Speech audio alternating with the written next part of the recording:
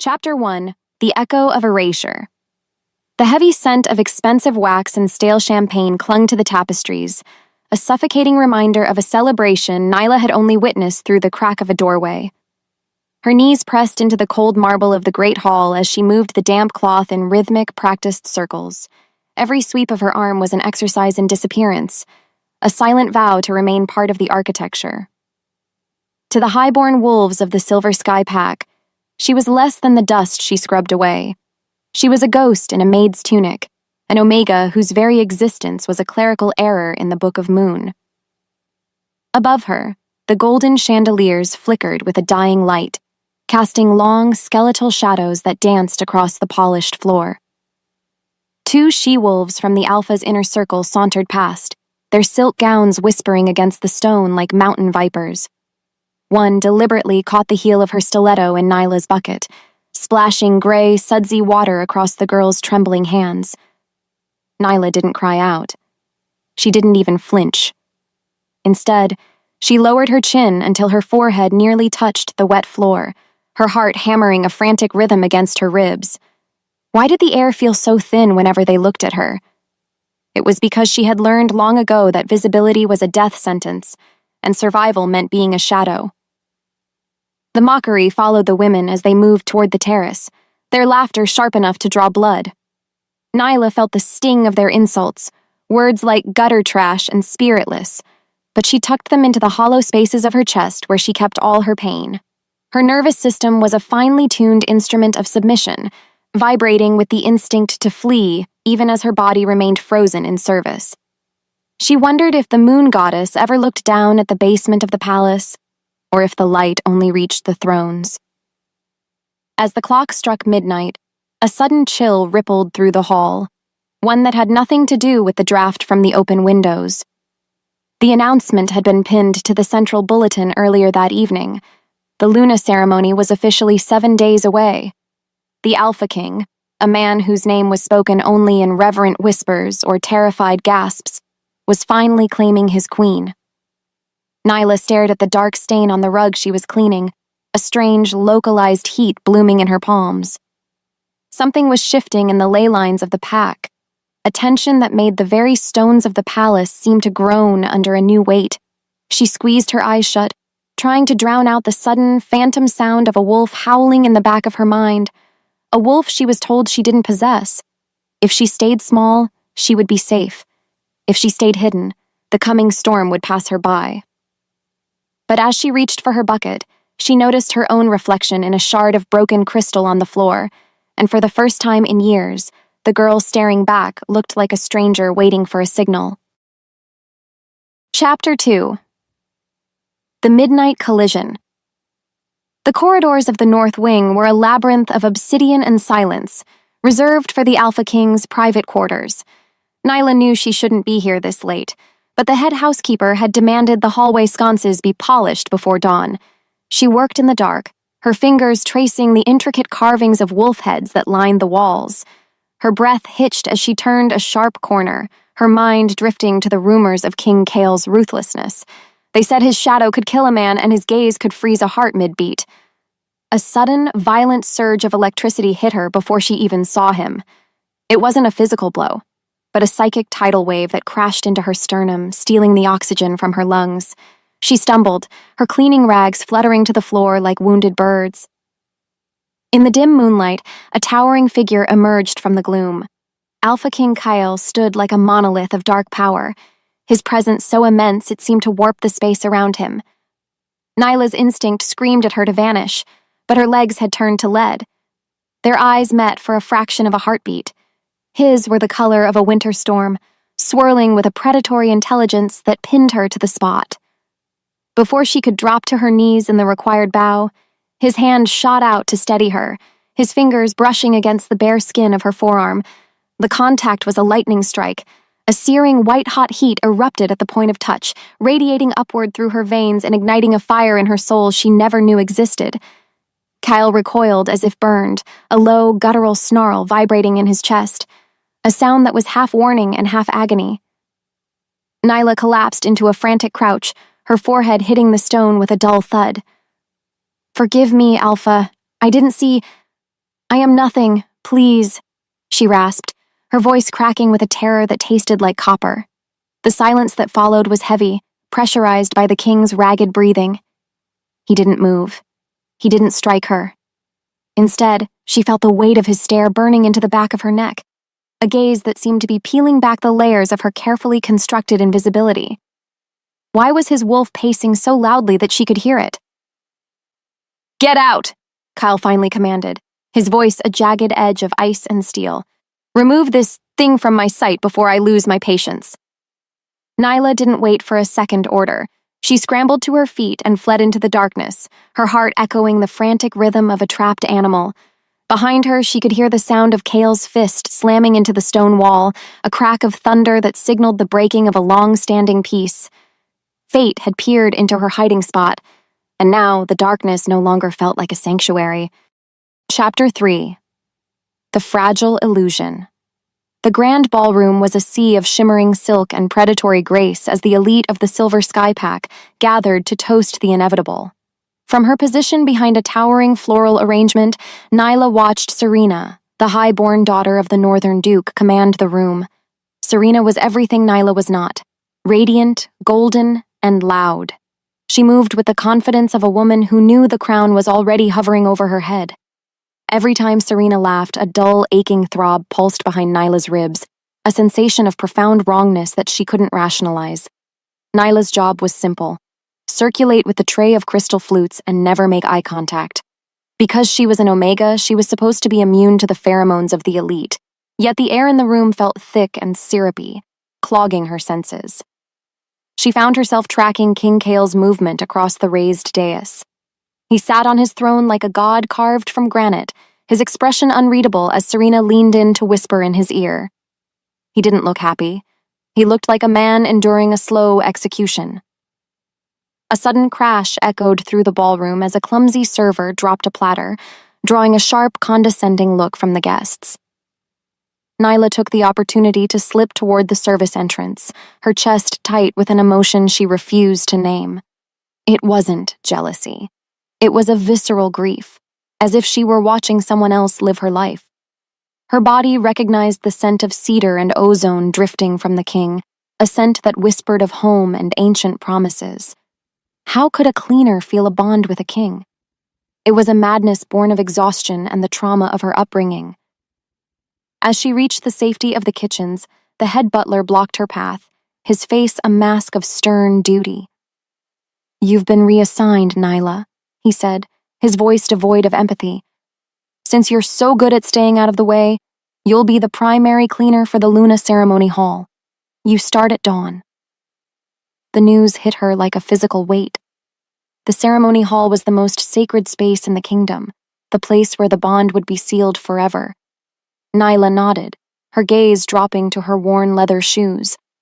She was being sent to the heart of the storm, tasked with preparing the altar for the woman who would take the place Nyla's soul claimed was hers. As she walked back to her cramped quarters in the cellar, she passed a mirror in the hallway. This time, she didn't just see a reflection. She saw a flicker of amber light in her own pupils, a spark of defiance that suggested the seal on her heart was beginning to crack. The ceremony wasn't just a wedding, it was a ticking clock, and Nyla was running out of shadows to hide in. Chapter 4. The Weight of the Knee. The air in the Luna Ceremony Hall tasted of ancient dust and the suffocating sweetness of white lilies, a scent that felt like a funeral shroud to Nyla's heightened senses. High above, the vaulted ceiling arched like the ribcage of a stone giant, trapping the whispers of the workers as they draped silk over the altar. Because the ceremony was only days away, the tension in the palace had curdled into something sharp and jagged. Nyla moved through the shadows of the pillars, her scrub brush biting into the pads of her fingers as she attacked a stubborn stain on the dais. She worked with a frantic, desperate energy, hoping that if she scrubbed hard enough, she could erase the memory of the king's touch from her skin. "Lower," a voice drawled, cutting through the silence like a silver blade. Nyla froze, her heart leaping into her throat. Serena stood at the base of the stairs, flanked by two high-ranking warriors who looked at Nyla with the casual boredom one reserved for an insect. The future Luna was draped in furs that cost more than Nyla would earn in 10 lifetimes. Her golden hair caught in the sunlight filtering through the stained glass. Serena stepped forward, her designer heel grinding into the very spot Nyla had just cleaned, leaving a dark, muddy smear. Nyla didn't look up, her gaze fixed on the dirtied marble as she felt the heat of humiliation crawling up her neck. "I apologize, my lady," she whispered, her voice a hollow shell of itself. She reached out to clean the mess, but Serena's foot shifted, pinning Nyla's hand to the cold stone.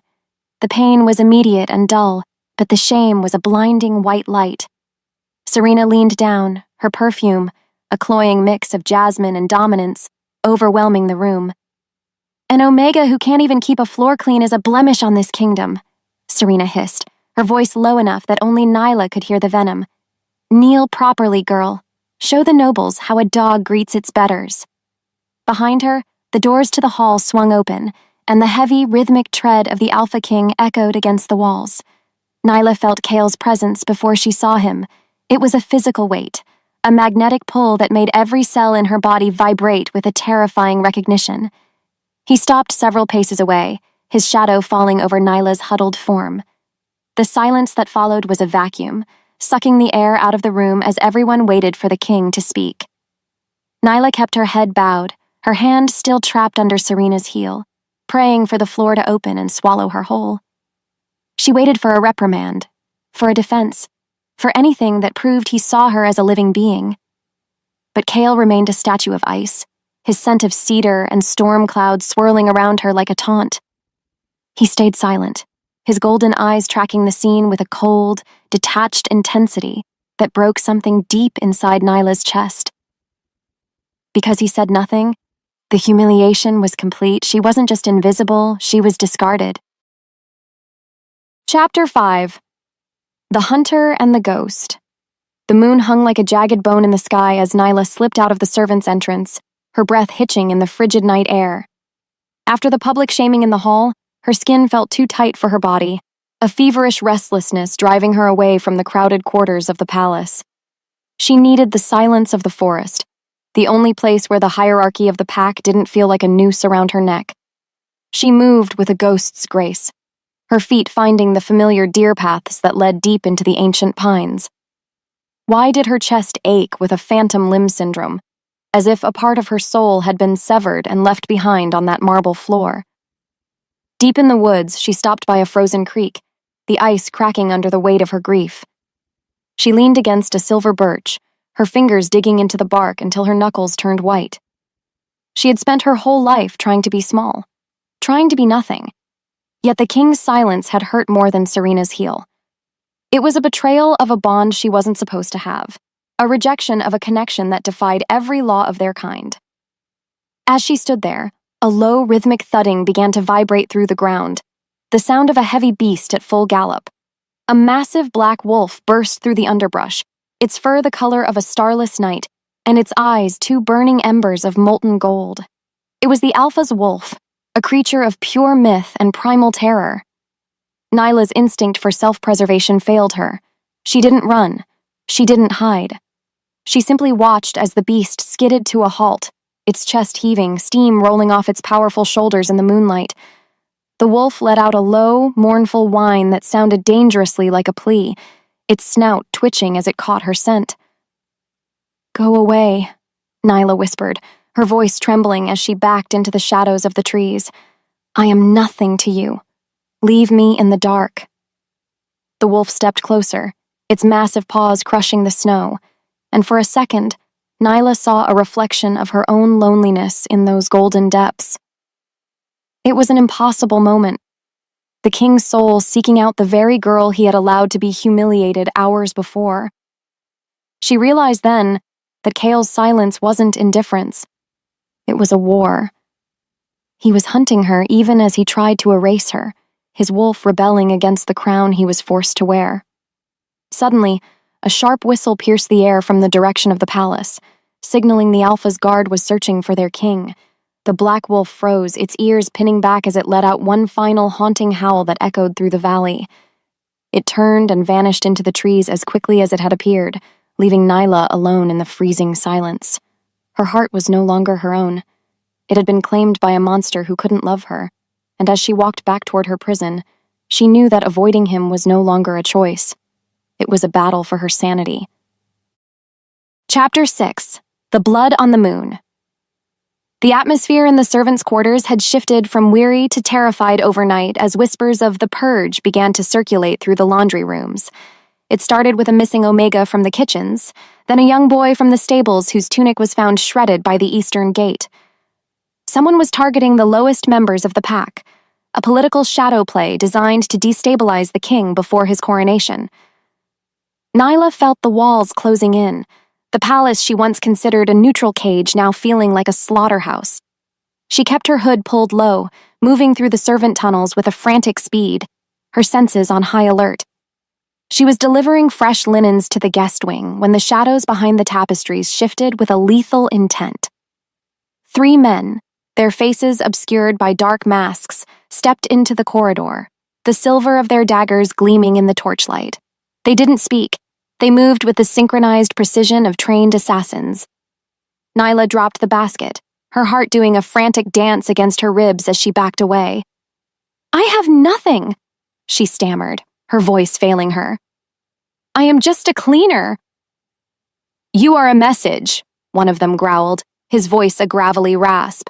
He lunged, the blade whistling through the air inches from her throat. Nyla dived behind a heavy oak table, the wood splintering under the force of their attack. She was cornered, the narrow hallway offering no escape, and her own wolf too buried under layers of trauma to offer any defense. Just as the lead assassin raised his blade for a final strike, the heavy iron doors at the end of the hall exploded off their hinges. A blur of gray and black fur tore through the room with a ferocity that defied the laws of nature. It wasn't the king's wolf this time, but Chaol himself in his human form, his eyes glowing with an unearthly light. He moved faster than the eye could follow, his hands becoming lethal weapons as he intercepted the attackers. The sound of snapping bone and the wet thud of bodies hitting stone filled the air, a brutal symphony of protection. Chaol didn't just fight, he decimated, his rage a tangible force that made the very walls tremble.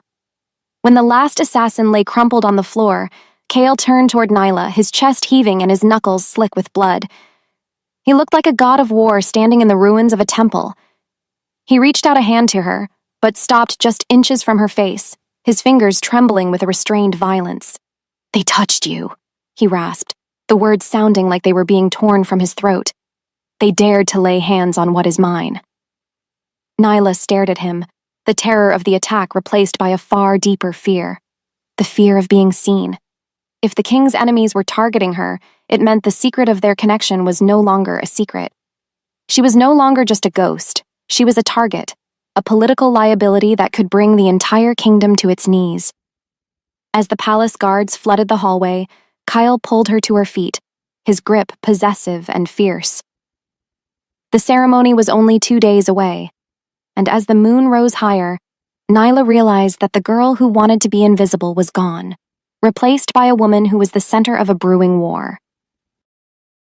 Chapter 7: The Gilded Cage of Protection. The heavy oak door of the servants' quarters groaned as it swung shut, but it wasn't the click of a latch that Nyla heard. It was the heavy metallic slide of a deadbolt. 2 massive sentinels from the Alpha's personal blackguard stood like stone gargoyles outside her room, their arms crossed over chests armored in boiled leather. Chaol had claimed it was for her safety, yet the stone walls of her tiny chamber felt more like a tomb than a sanctuary. Why did the air in the palace suddenly taste like ozone and impending lightning? It was because the king's obsession had finally overridden his politics, and Nyla was the prize in a game she never asked to play. Inside the room, the scent of cedar and expensive spice lingered, a ghostly trail left by the Alpha King during his brief, silent visit an hour prior. He hadn't spoken. He had simply paced the small square of rug, his eyes tracking her every breath with a predatory hunger that made her skin prickle. Nyla sat on the edge of her cot, her fingers tracing the rough weave of the blanket as she tried to reconcile the monster who killed assassins with the man who had almost touched her cheek.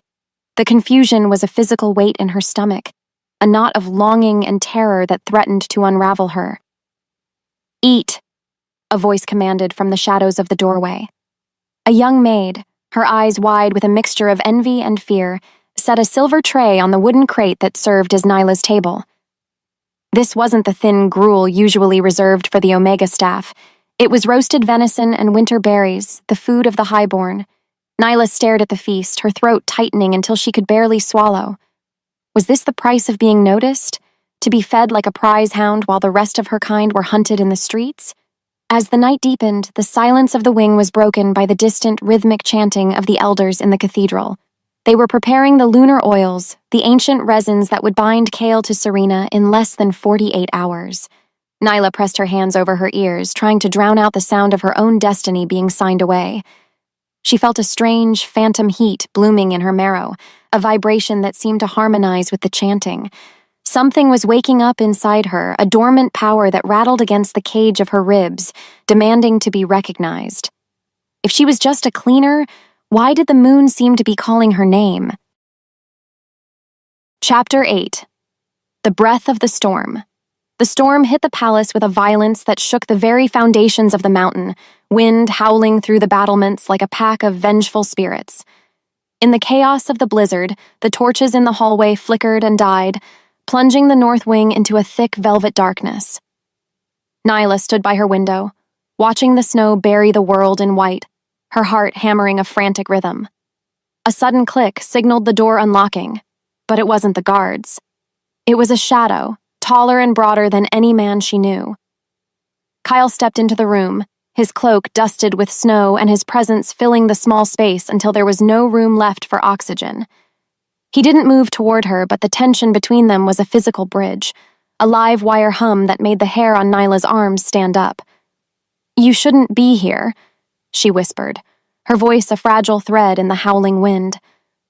"The council, Serena, they are watching every move you make." Chaol took a single step forward, the floorboards groaning under his weight, his eyes glowing with a feral golden light that pierced the gloom.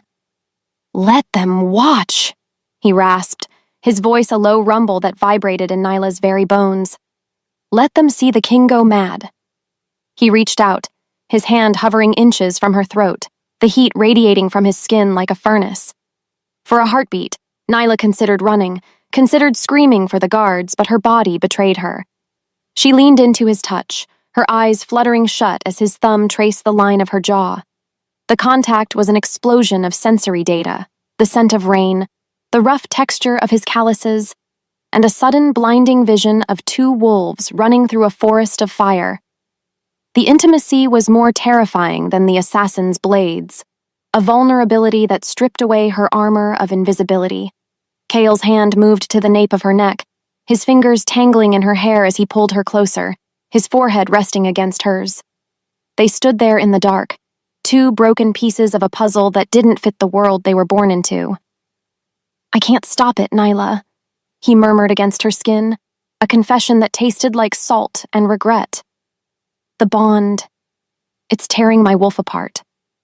Nyla felt a tear slide down her cheek, a drop of liquid grief that vanished into his cloak.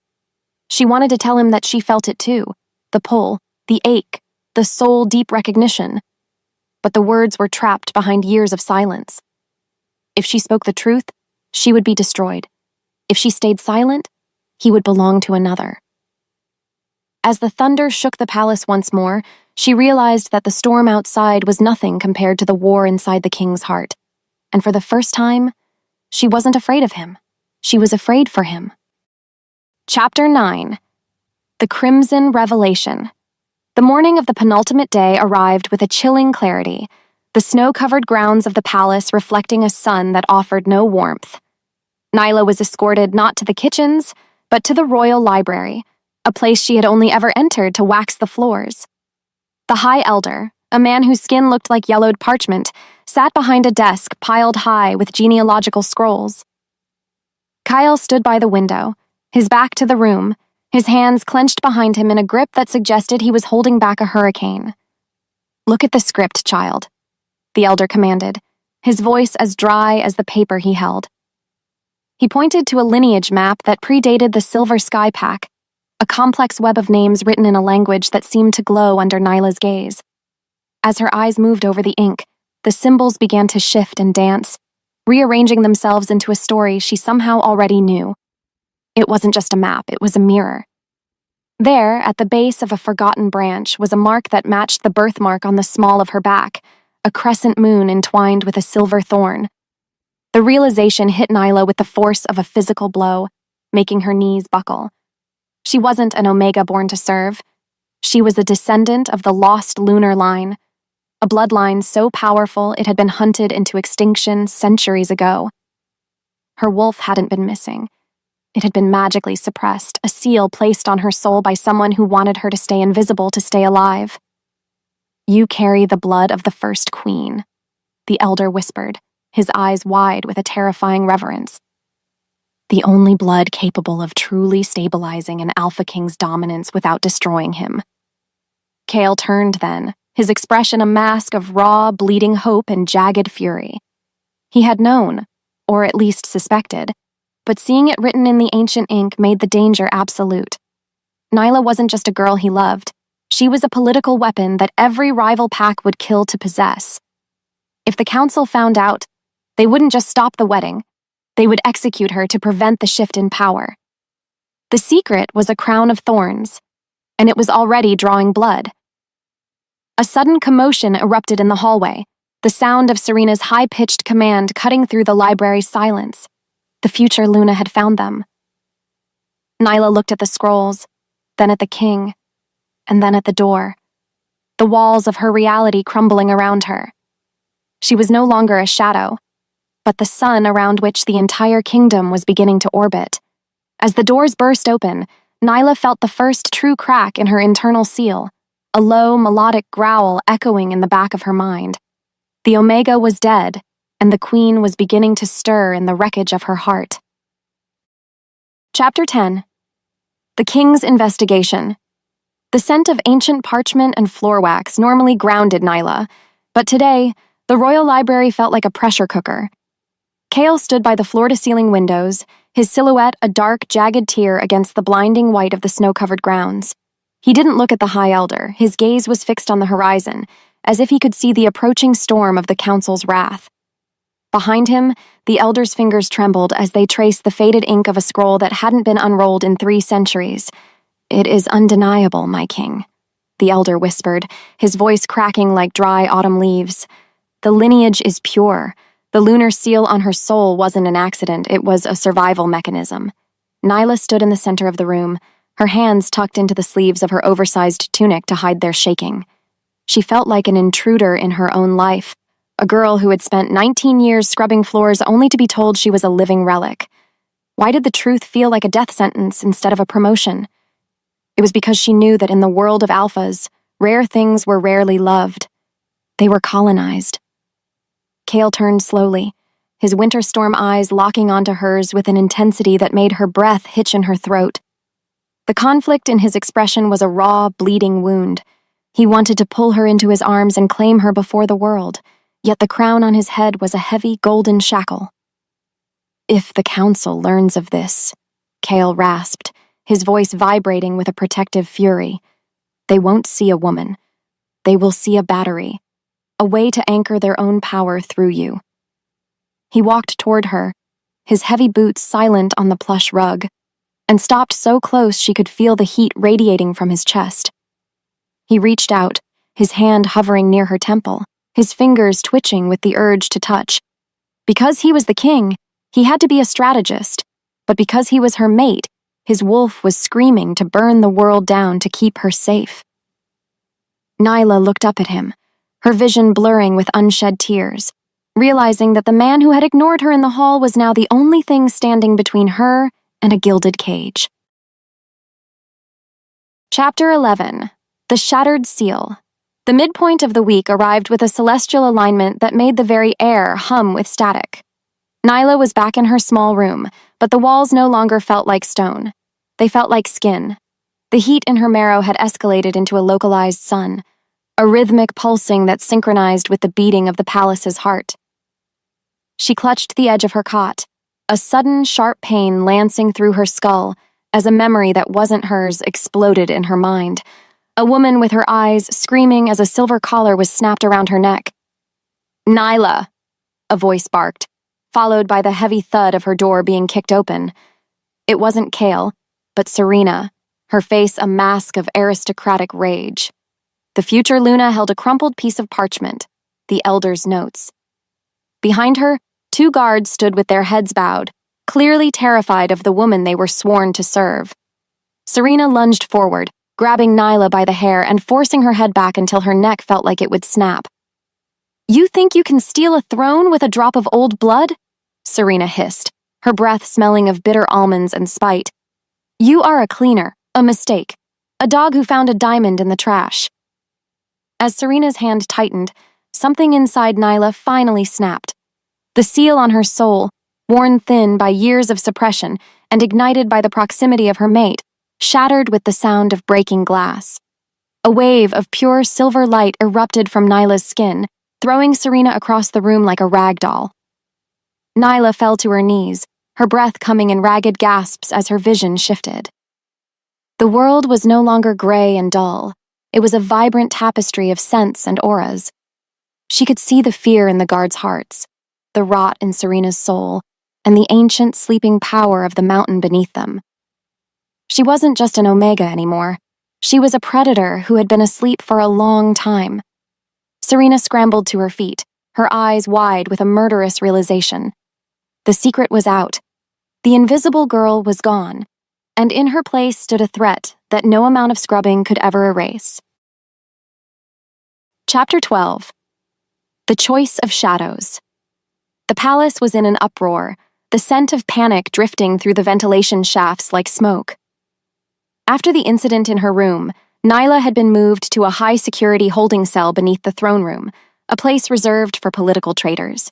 She sat on the cold stone floor, her newly awakened senses recording every footstep, every whispered conspiracy in the halls above. She knew what was coming. The council would demand her execution or her forced mating to a puppet of their choosing to secure the bloodline. The door to her cell opened with a mournful creak, and Chaol stepped inside. He looked older, the lines around his eyes etched deep by a night of arguing with the elders. He knelt in front of her, ignoring the damp and the dirt, his hands reaching out to cup her face. "I have a carriage waiting at the southern postern," he whispered, his voice thick with a desperation she had never heard from a king. "My most loyal guards will take you across the border. You can disappear, Nyla. You can be the shadow again." Nyla looked into his eyes, seeing the sacrifice he was making. If she stayed, he would have to fight a civil war to keep her. If she left, he would have to marry Serena to maintain the peace, losing his soul in the process. "And what happens to you?" she asked, her voice steady for the first time in her life. Chaol didn't answer, but the way his grip tightened on her jaw told her everything. He would be a king of ashes, reigning over a kingdom that had traded its heart for stability. The irony was a bitter pill to swallow. She had spent her life wanting to be seen, and now that she was, the only way to save the man she loved was to vanish forever. She leaned forward, pressing her forehead against his, her heart breaking in time with the ticking clock of the ceremony. "I won't let you become a ghost," she murmured, even as she made the silent decision to walk into the night. She would leave, not because she was small, but because her love was finally big enough to handle the darkness. As she stood up to follow him to the escape route, the moon hit the high window of the cell, casting a silver path that looked suspiciously like a trap. Chapter 13. The Echo of Footsteps. The stone corridors of the subterranean exit felt like the throat of a great beast, damp and smelling of ancient earth. Nyla moved through the darkness with a newfound fluidity, her senses vibrating with the hum of the palace's hidden life. Chaol led her by the wrist, his grip a searing band of possessive iron that seemed to be the only thing anchoring her to the physical world. Every few yards, he stopped, his head tilting as his apex hearing tracked the movements of the sentries patrolling the floors above. Because the council was already suspicious, every shadow held the potential for an ambush, and the silence between them was a heavy, suffocating shroud. "The horses are staged past the ravine," Chaol whispered, his voice a jagged rasp that grazed her skin in the narrow passage. He pulled her into a recessed alcove as a squad of armored boots thundered overhead, the vibration rattling the dust from the ceiling. Nyla looked at the back of his neck, seeing the tension in his powerful shoulders. A king reduced to a smuggler for the sake of a girl he was supposed to ignore. Why did the air feel like it was thickening into lead? It was because the bond was reacting to the distance she was about to put between them, a psychic tether that was beginning to fray and bleed. As they reached the heavy iron grate of the southern postern, Nyla stopped, her feet rooting to the muddy floor. The realization that she was about to step into a world where he didn't exist hit her like a physical blow to the solar plexus. She watched him struggle with the rusted lever, his muscles bunching under his tunic, a man who would give up his soul to keep her breathing. "Kale," she breathed, the name tasting like a prayer and a goodbye on her tongue. He turned, his winter-gray eyes fractured with a raw, agonizing desperation that stripped away every bit of his royal composure. He didn't speak. He simply crushed her against his chest, his face burying in the crook of her neck, as he inhaled her scent of rain and starlight. Nyla wrapped her arms around him, her fingers digging into the heavy wool of his cloak, trying to memorize the rhythm of his heart against her own. They stood at the edge of the world, two broken souls caught in the gears of a destiny that demanded their separation. If she stepped through that gate, the light in his eyes would go out forever, and she would become a ghost, haunting the borders of a kingdom she was born to rule. Chapter 14. The Fragile Vow. The freezing wind of the mountain pass whipped Nyla's hair across her face as she stood on the threshold of the forest, the carriage a dark, hulking shape in the tree line. Kale stood before her, the moonlight catching the silver embroidery of his doublet, making him look like a tragic figure from a forgotten myth. He reached into his tunic and pulled out a heavy obsidian signet ring, pressing it into her palm with a force that bruised her skin. "If anyone stops you, show them this," he commanded, his voice trembling with a vulnerability that terrified her. "My loyalists will recognize it. They will die before they let the council touch you."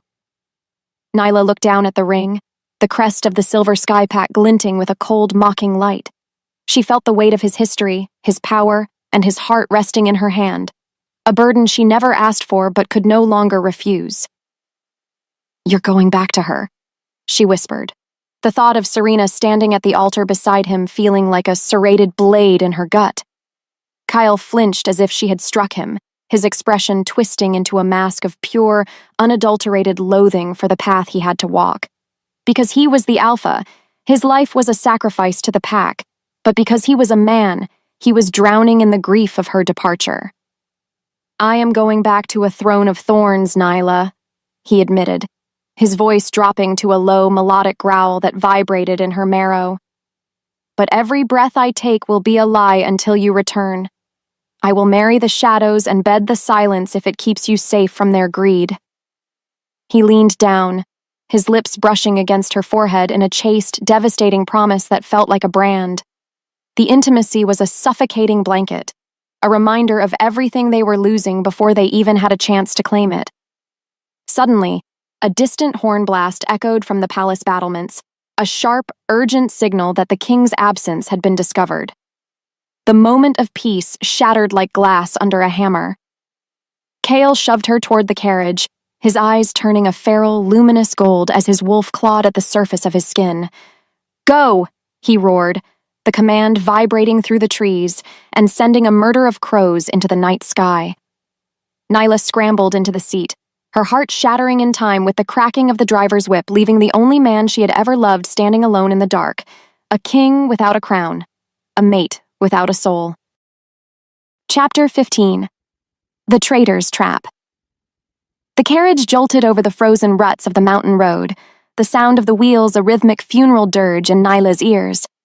She huddled in the corner of the velvet-lined interior, clutching Kale's ring so tightly the metal bit into her skin. She was free, yet she felt more imprisoned than she ever had in the cellar of the palace. Why did the shadows outside the window seem to be lengthening, stretching toward the carriage like skeletal fingers? It was because the escape hadn't been a secret. It had been a calculated move by a predator far more patient than the king. A sudden, violent jolt threw Nyla to the floor as the carriage screeched to a halt, the sound of horses screaming in terror filling the air. She scrambled to the window, her breath hitching as she saw the circle of torches illuminating the snow-covered clearing. These weren't Kale's loyalists. These were the Duke's men, their tabards emblazoned with the weeping willow of Serena's house. At the center of the line stood Serena herself, mounted on a white mare, her face twisted into a triumphant, ugly sneer that made Nyla's blood run cold. "Did you really think he could hide you from me?" Serena called out, her voice amplified by the silence of the woods. "The king is a fool for love, but I am a woman of ambition. You aren't leaving this kingdom, Omega. You're going back to the palace to watch me take everything you thought was yours." Nyla felt a surge of cold, biting fury erupt in her chest, the lunar power in her blood reacting to the threat. She stepped out of the carriage, her head held high for the first time in her life, the obsidian ring flashing in the torchlight. The guards moved in, their silver-tipped spears leveled at her heart, but Nyla didn't flinch. She saw the fear in their eyes, the way they hesitated to touch a woman who carried the king's mark and the scent of ancient power. "Touch me," Nyla challenged, her voice dropping an octave, resonating with a command she didn't know she possessed. "Touch me and see what happens when the moon finally claims its own." Serena's laughter was a jagged shard of ice, but as the guards closed the circle, Nyla realized she had been framed as a traitor, a runaway thief who had stolen the king's seal. She was being dragged back to the altar not as a queen but as a sacrifice to the very woman who wanted her dead. Chapter 16. The Iron Procession. The rhythmic clanking of silver chains was the only sound that pierced the oppressive silence of the high-security transport. Nyla sat upright on the wooden bench of the armored carriage, her wrists bound by heavy manacles that hummed with a low anti-shifter frequency. The metal bit into her skin, suppressing the silver fire in her blood and leaving her feeling hollow, like a bell with its clapper removed. Outside the barred window, the jagged peaks of the mountains watched her return to the palace, not as a ghost, but as a trophy of Serena's treachery. Why did the stone walls of the fortress look like gravestones in the morning mist? It was because the hope she had felt in Kale's arms had been a hallucination, a cruel trick played by a fate that demanded her suffering.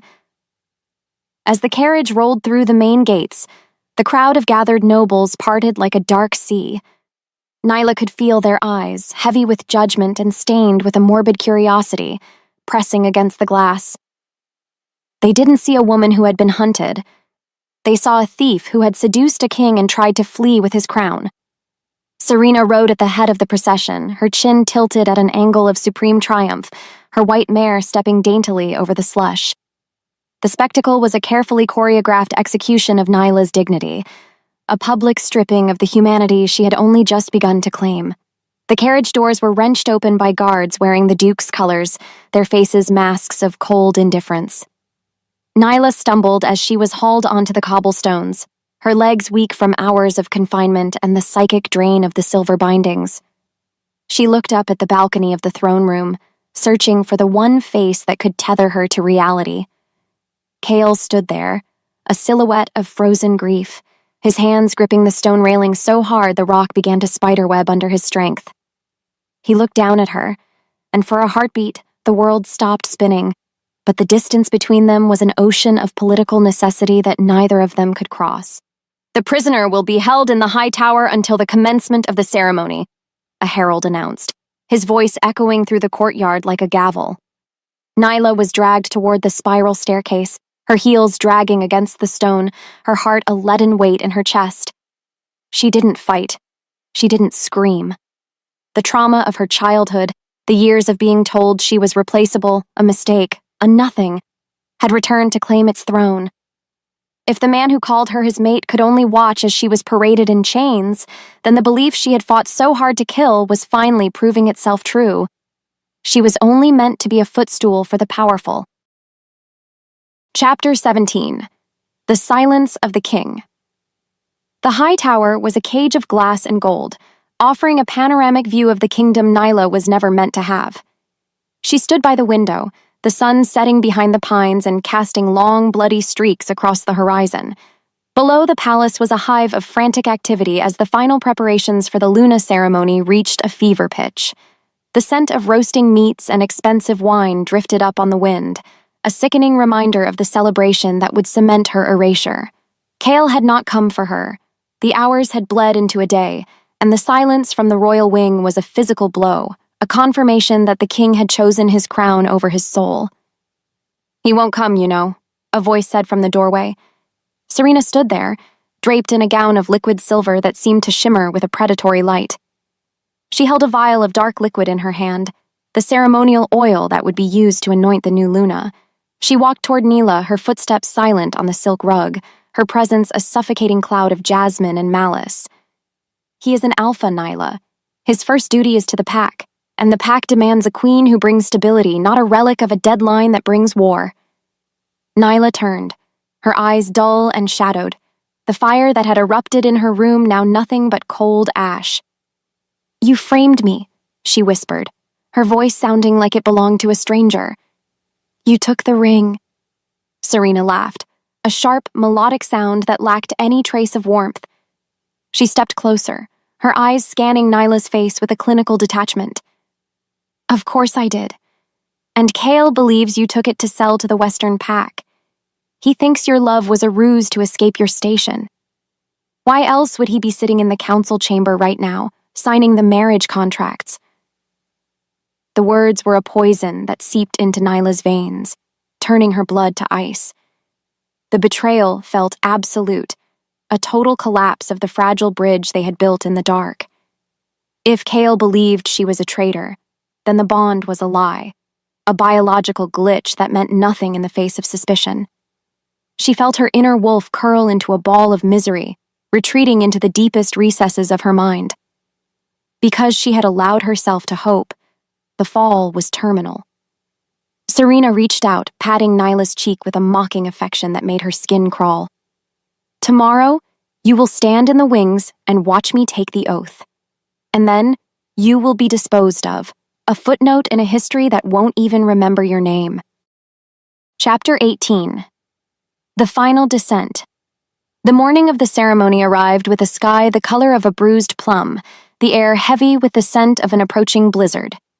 Nyla was dressed in a simple, coarse linen tunic, her hair left unadorned, a stark contrast to the opulence of the great hall. She was led to a small roped-off area near the side of the altar, a place designed to force her to witness every second of her own destruction. The hall was packed with the elite of the werewolf world, their voices a low, buzzing hive of gossip and anticipation. At the center of the dais stood the high priest, his silver robes flowing like moonlight, his hands holding the ancient Book of Rites.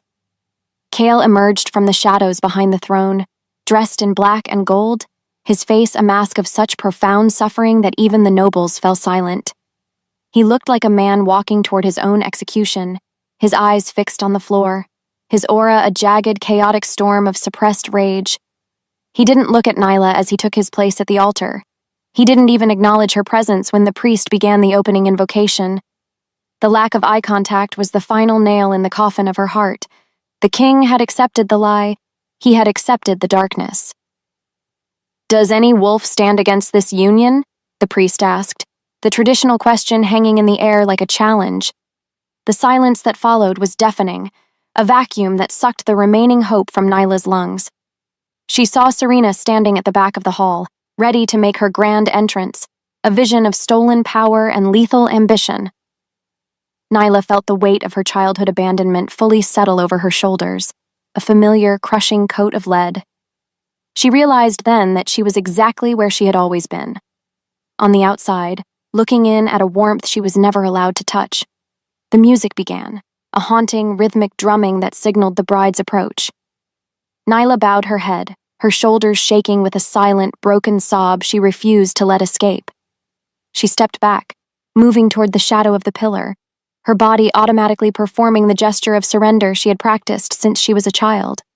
She made herself small. She made herself nothing. "I was never meant to be chosen," she whispered to the cold stone floor. As Serena began her walk down the aisle, the hall plunged into a sudden, unnatural chill, and for a moment, the world held its breath, waiting for a heart to stop or a soul to break. Chapter 19. The Fractured Soul. The great hall felt like a tomb, the air heavy with the scent of lilies and the stagnant weight of tradition. Nyla stood in the recessed shadow of a marble pillar, her head bowed so low that her hair shielded her face from the flickering torchlight. Every beat of the ceremonial drums felt like a hammer striking the raw nerves of her chest. Because she had finally accepted her erasure, the world had become a blur of gray and silver, a silent movie where she was merely a prop. Why did the stone floor feel like it was vibrating? It was because the ancient foundations of the palace were reacting to the catastrophic misalignment of the stars, a king about to bind himself to a lie. Across the vast expanse of the hall, Chaol stood at the altar, a monolith of gold and obsidian. His back was to her, but the psychic weight of his presence was a physical pressure against Nila's skin. She could feel his wolf howling in the back of his mind, a soundless, agonizing scream that echoed in the marrow of her bones. He looked like a man made of glass, held together by nothing but the rigid requirements of his crown. The high priest raised the silver chalice, the moonlight from the clear story windows catching the rim and casting a cold, mocking halo over the dais. "Before the moon and the blood," the priest intoned, his voice a deep, resonant rumble that filled every corner of the hall. "We prepare to seal the bond of the king." Nyla squeezed her eyes shut, her fingers digging into the rough linen of her tunic until her knuckles turned white. She felt the tether between her and Chaol stretching, thinning, and beginning to snap. The pain was a localized supernova in her solar plexus, a spiritual amputation that left her gasping for air.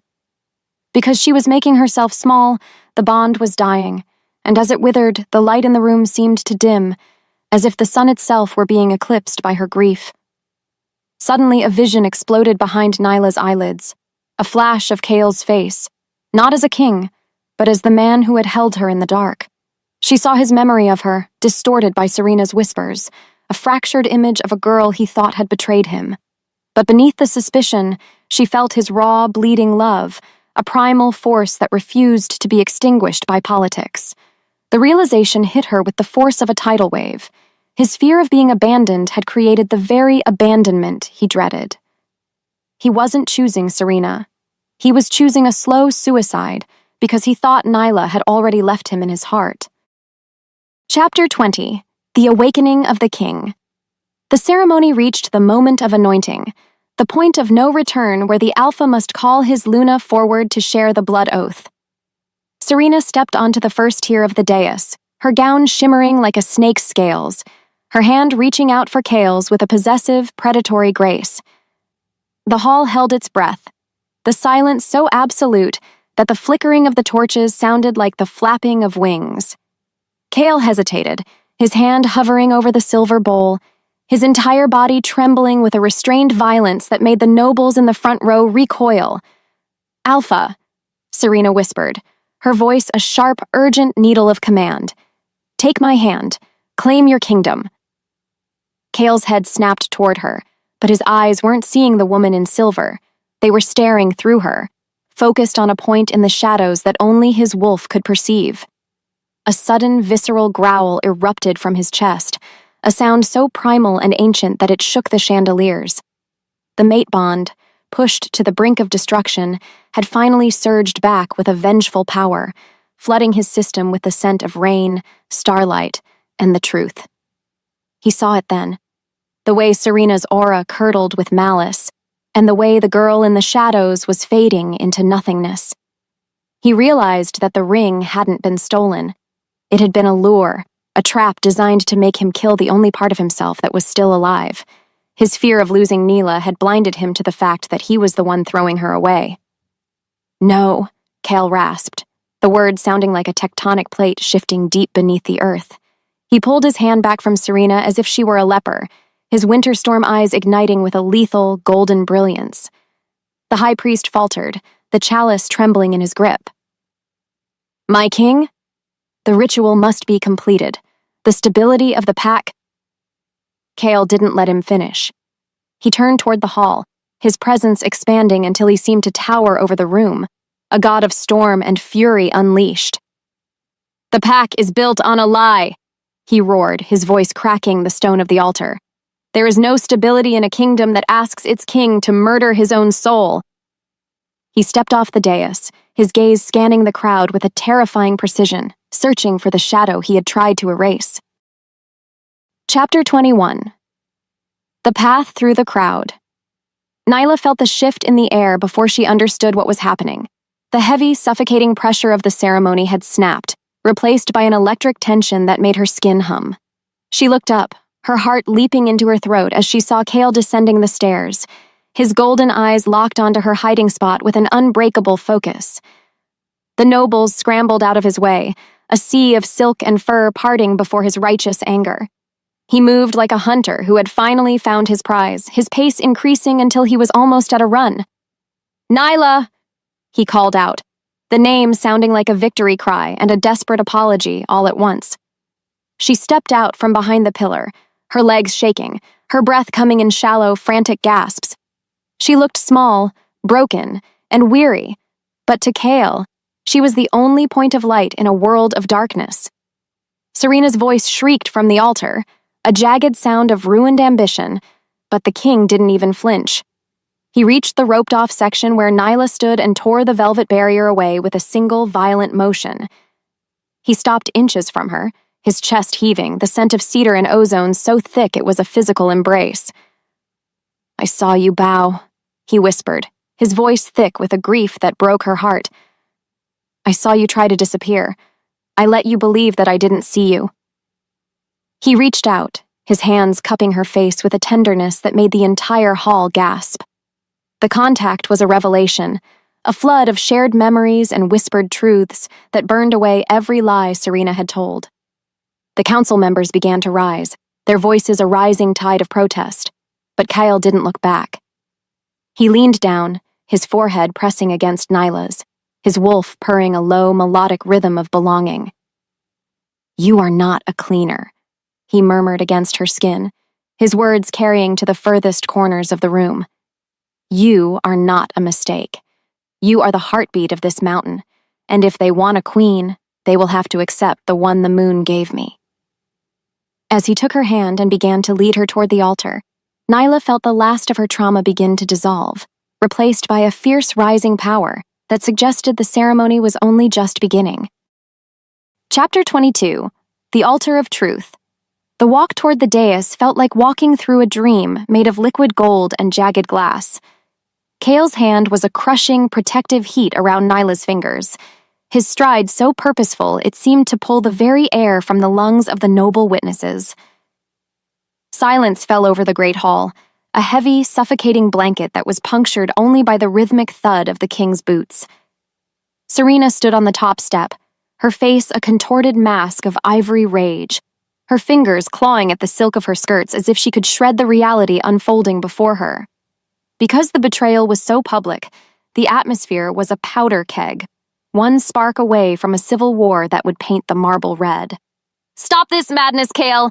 the Duke roared from the front row, his hand flying to the hilt of his ceremonial sword. "You are parading a thief and an Omega before the sacred bowl. This is sacrilege!" Chaol didn't even turn his head, his golden eyes fixed on the high priest who stood trembling with the silver chalice. He led Nyla up the stairs, forcing Serena to stumble backward to avoid being trampled by his momentum. He stopped at the very center of the altar, the place where the sun hit the stone, and turned Nyla to face the kingdom. He didn't look like a man making a mistake. He looked like a man finally waking up from a nightmare. "You call her an Omega because you are blind to the light she carries," Chaol announced, his voice a thunderclap that rattled the stained glass windows. "You call her a thief because you fear what she truly owns. But I tell you now, look at her. Really look at her." He reached out and grabbed the silver collar of Nyla's tunic, tearing it open to reveal the glowing crescent mark on her collarbone.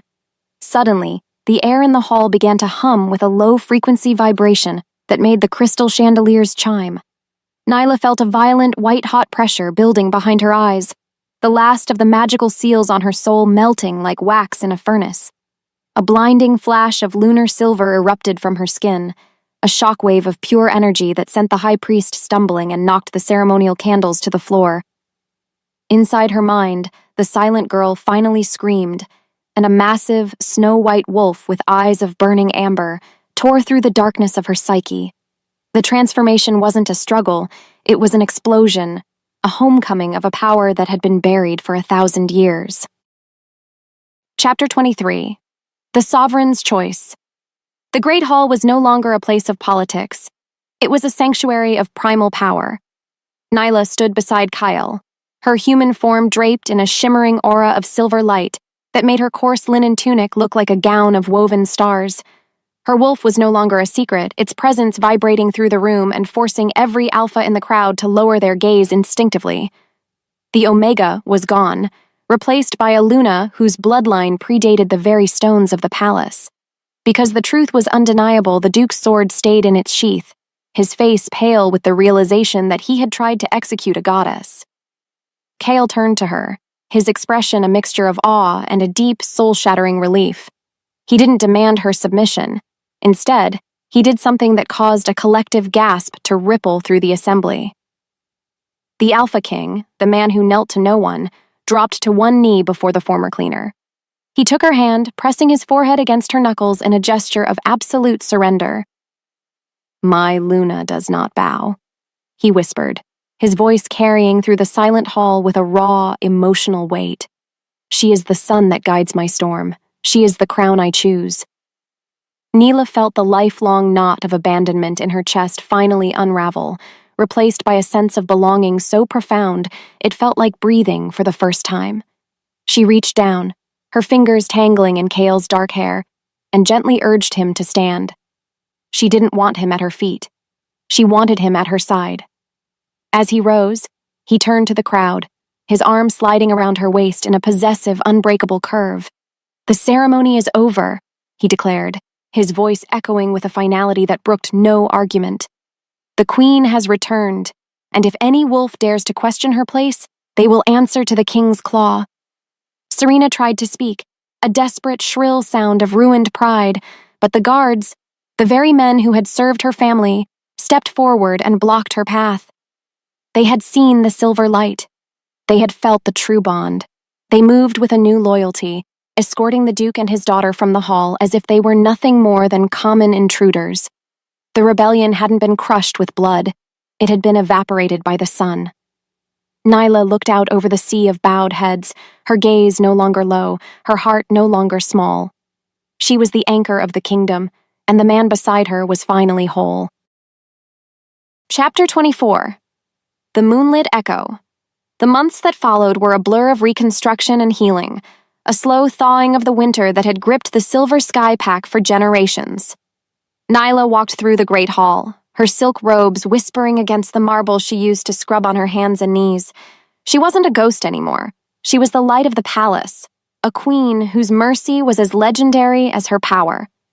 Because she remembered the cold of the cellar, she made sure the fires in the servants' quarters never went out. And because she remembered the weight of a lowered gaze, she taught her people to look at the sky. She found Kale on the private terrace, his silhouette framed by a massive, luminous moon that seemed to hang lower just for them. He was staring out over the mountains, his expression peaceful in a way it had never been when he was alone. Nyla stepped up beside him, her hand finding his in the dark, their fingers interlocking with a familiar, effortless heat. "You're thinking about the first time we met," she murmured, a playful edge to her voice that only he was allowed to hear. Kyle chuckled, a low, rumbling sound that vibrated in her chest and pulled her closer into his side. "I'm thinking about how lucky I was that you were a terrible cleaner," he teased, his eyes dancing with a wicked, loving light. "If you hadn't been there that night, I would still be a king of shadows." He leaned down, his lips meeting hers in a kiss that tasted of cedar, rain, and a future that was no longer a gamble. The intimacy was a steady flame, a physical manifestation of a bond that had survived the furnace and come out as tempered steel. They weren't just partners in a throne, they were two halves of a single ancient soul that had finally found its way home. As they watched the moon rise, a young Omega girl walked past the terrace doors, her head bowed as she carried a heavy tray of laundry. Nyla stopped her with a gentle word, reaching out to lift the girl's chin with a soft, steady finger. "Look up, child," Nyla whispered, her eyes glowing with a faint silver warmth. "The moon shines for everyone, not just the alphas. Never make yourself small for a world that is lucky to have you."